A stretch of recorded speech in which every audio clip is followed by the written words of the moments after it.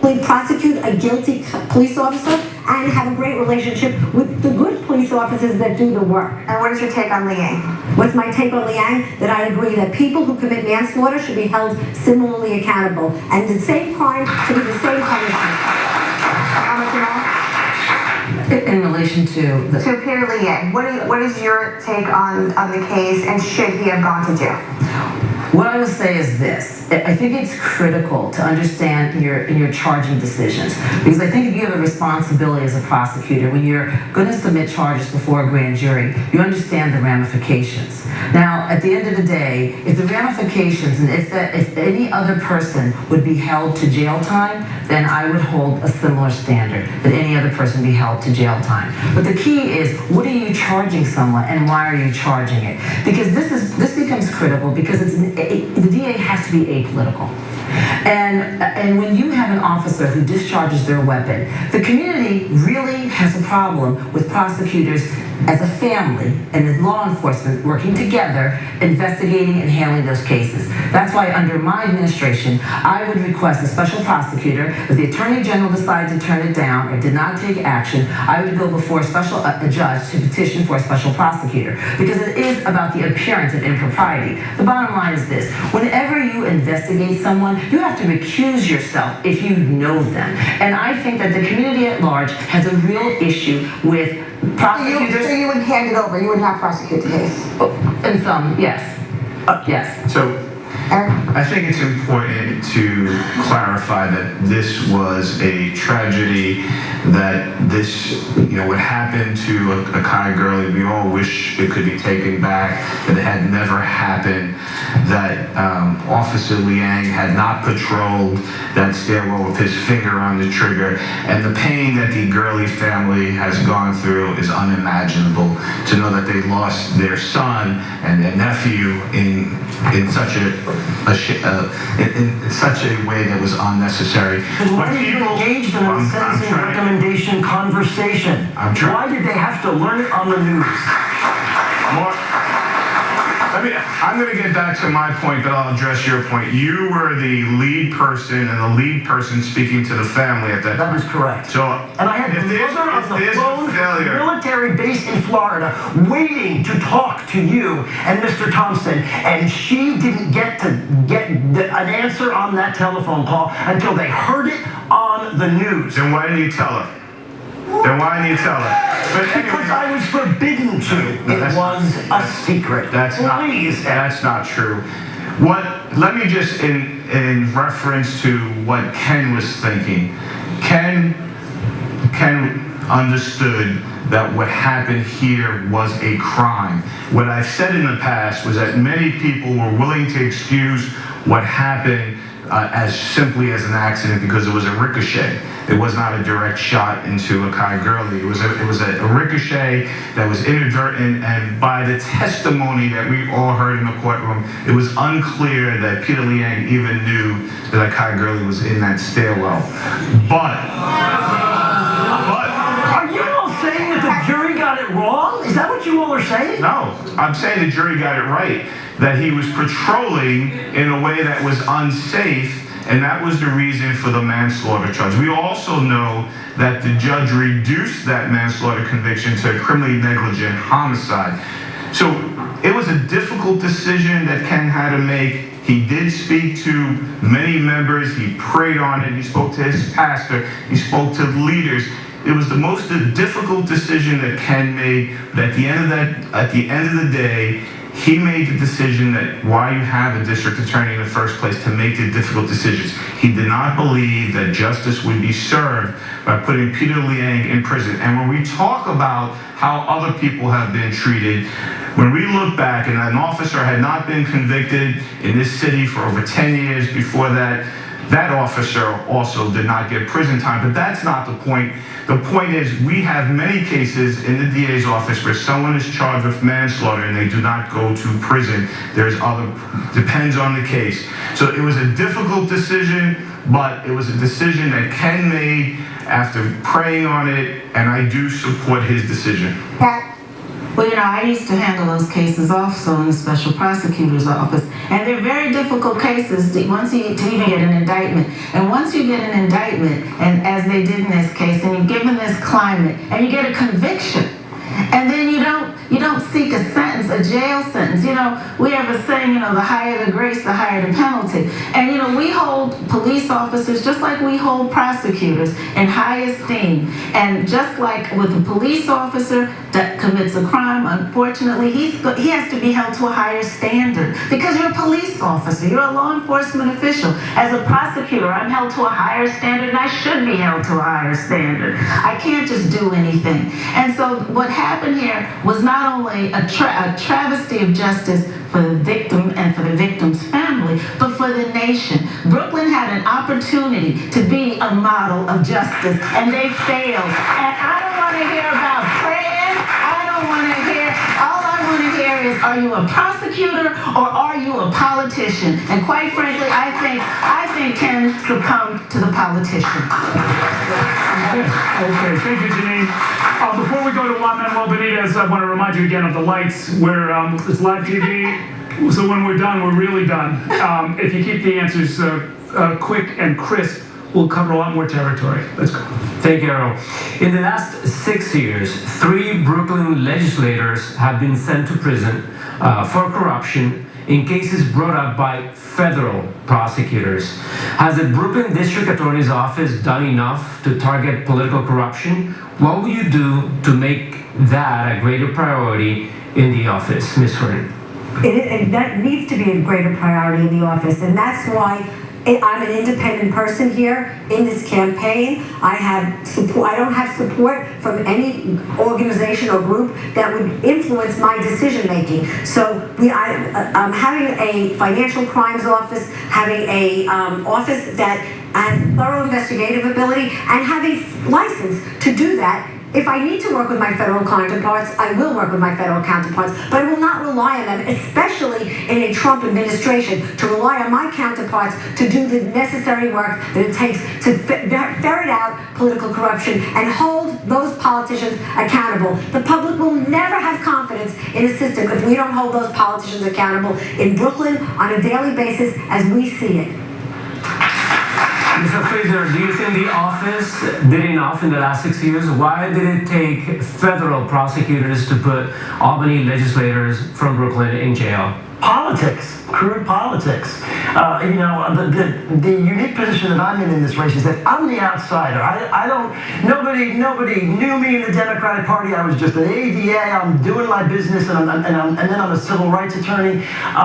We've got a lot of people with a lot of political connections that have run this office, and then people get corrupted by the process. There are people that get special knocks on the door. Well, guess what? Those same people that are knocking on the door because they get special access, if they screw up, then the person behind the DA's door owes them something. I don't know anybody anything. And if somebody is a public official and violates the public trust in any way, I will go after them as hard as I have done with police officers. So, Mr. Fraser, if an elected official was to endorse your campaign for Brooklyn DA, you wouldn't take that endorsement? I would absolutely be glad to take an endorsement if it came from a place where they understood, don't come knocking at my door. And let me just say that to any politicians who might be out there.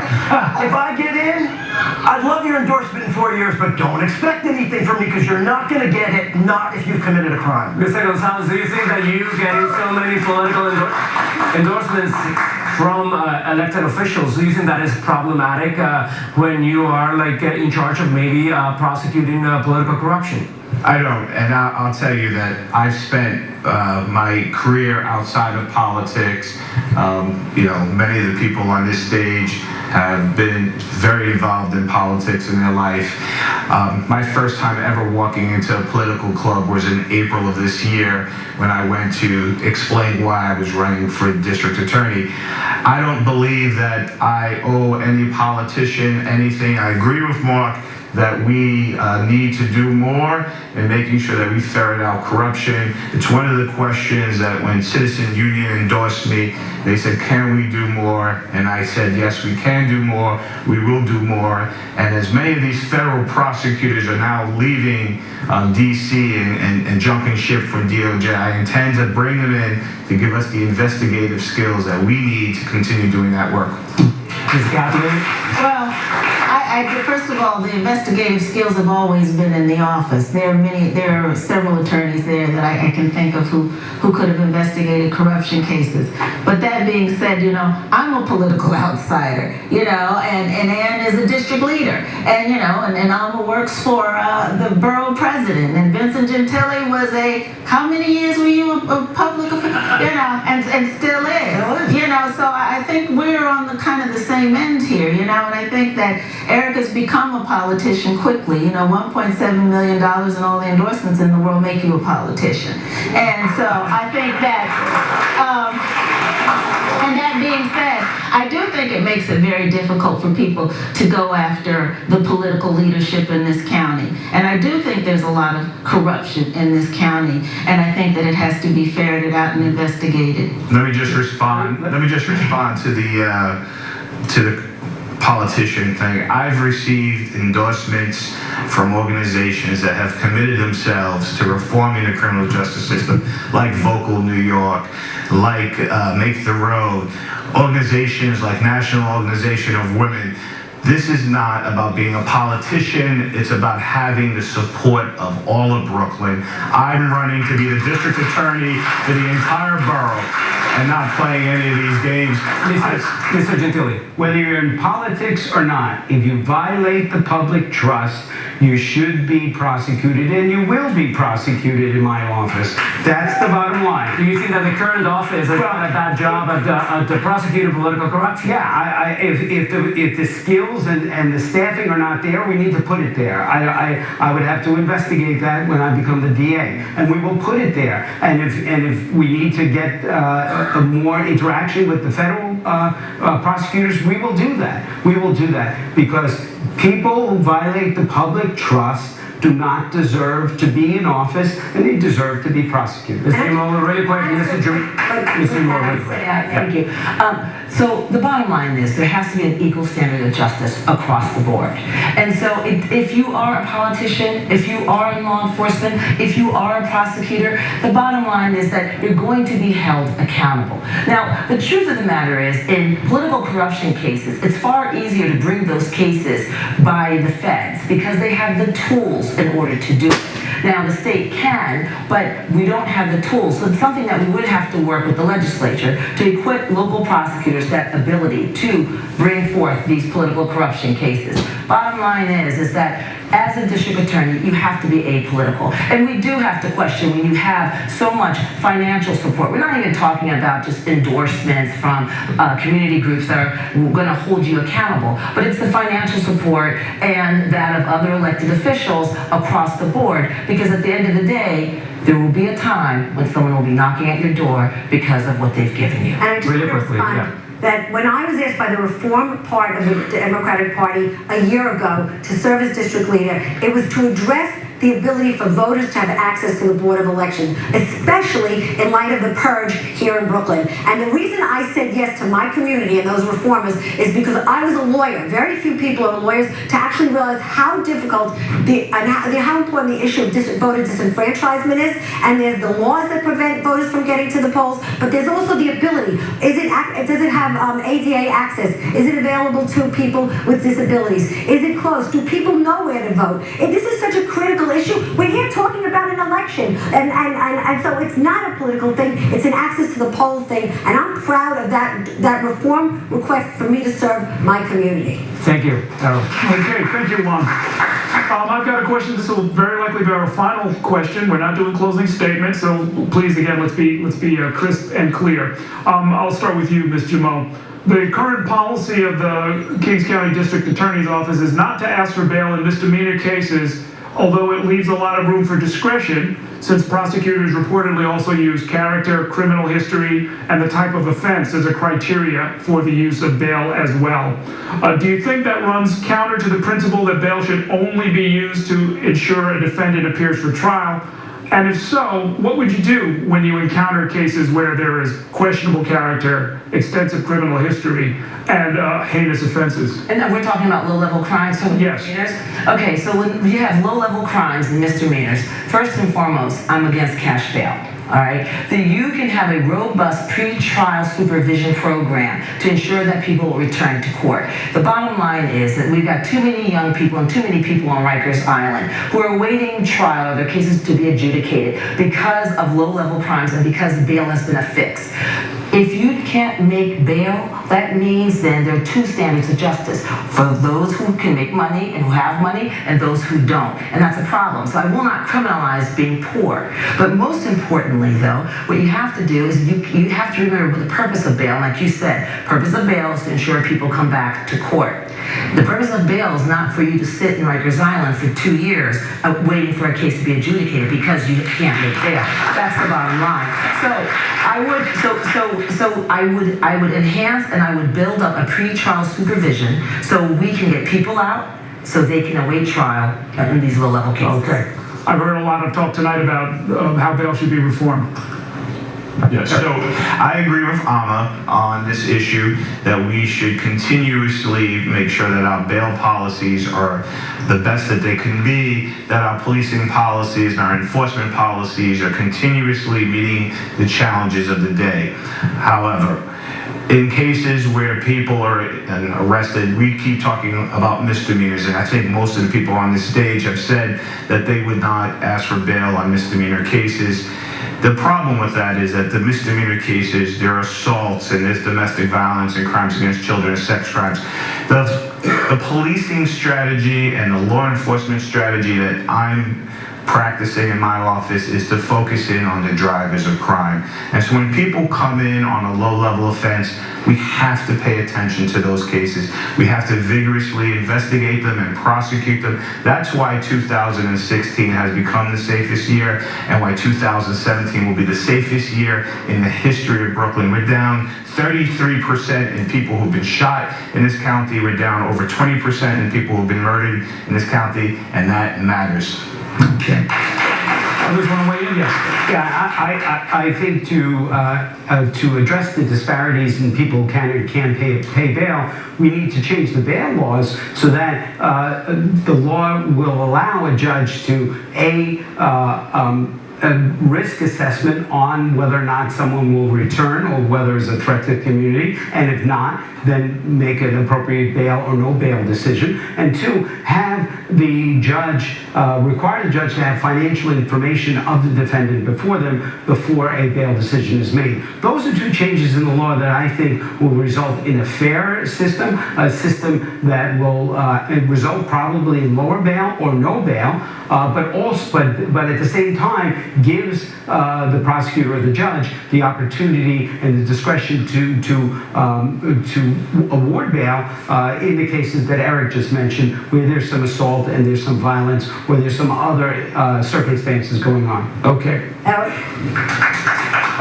Who's your first and then Ann? Yes, I think that cash bail is immoral. I am vehemently opposed to it. It is a poverty tax. I will not only state to my assistant district attorneys that they are not to ask for cash bail on anything where we wouldn't ask for a jail sentence and where we can't more successfully get them into some treatment or something to get them out of those jails. But I will go to Albany and I will use the bully pulpit of the DA's office to get us to change this cash bail system altogether. Here's something we need to know. I don't know if you saw the article. Check out City Limits, viewers. But there was an article today about how, despite the fact that Acting DA Gonzalez said back in April in a memo, cash bail it's not a good idea, that all of these organizations, the Defender Services and those that lend money to individuals so they can get out of jail are saying, nothing's changed, it's just as bad as it always was. You can't say it, you have to do it. So I'm gonna clear the record on this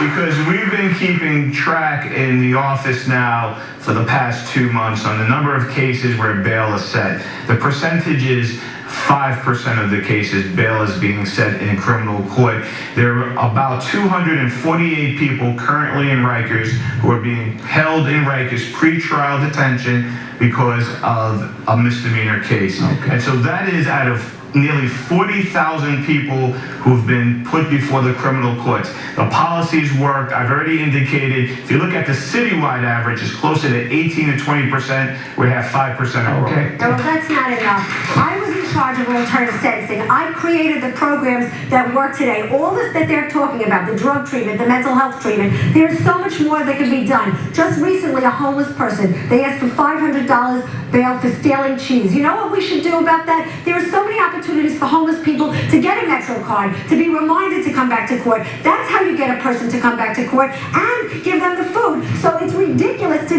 think that there's not tons of ways to program our way out of this issue about getting people on low-level crimes back to court. Well, you know, we talk about no cash bail on low levels, but I also believe in no cash bail on felonies, on most felonies. They haven't been convicted of a crime, and I think bail is buying freedom, and that is unacceptable. So I want to talk about no cash bail across the board, not only for low level, but for felony. Okay, thank you very much. That is all the time we have. I want to thank the candidates for a spirited discussion and for being here tonight. And as a reminder, the primary election is on September 12th, not just for this race, but for all the races here in the city. On behalf of New York One and New York One Noticias, I'd like to thank Brick Arts Media for being a splendid host. Thank you so much for watching, and please remember to vote next week. Have a great evening.